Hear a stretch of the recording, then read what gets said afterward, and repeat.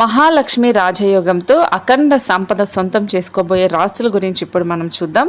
So ఈ నెల 3వ తేదీన ఇప్పుడు నేను చెప్పబోయే రాసులకి మహాలక్ష్మి రాజయోగం వస్తుంది. ఈ యోగం కారణంగా వీళ్ళ ఆర్థికమైన అన్ని సమస్యలు తీరబోతూ ఉన్నాయి. అప్పుల బాధలన్నీ తగ్గుతాయి. సో వీళ్ళే ఇంకొకరికి అప్పిచ్చే స్థాయికి ఎదుగుతారని జ్యోతిష్య పండితులు చెప్తూ ఉన్నారు. వాటిలో మొదటగా వృశ్చిక రాశి వాళ్ళు, వీళ్ళ టాలెంట్ ప్రకారం మంచిగా అవకాశాలు అయితే వస్తాయి. జీవితంలో రాణించడానికి ఇది మంచి సమయం.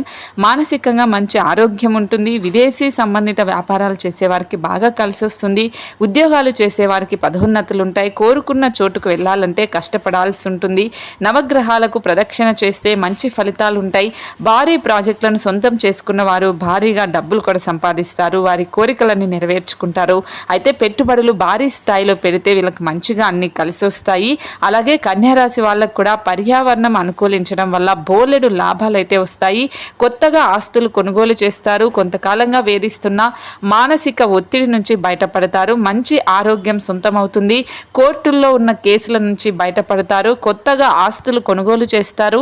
రుణాలు తీర్చడానికి భారీగా డబ్బులు అయితే వీళ్ళు ఖర్చు పెడతారు. ఆ రుణాలను తీర్చేసి మానసికంగా ప్రశాంతంగా వీళ్ళు ఉంటారు.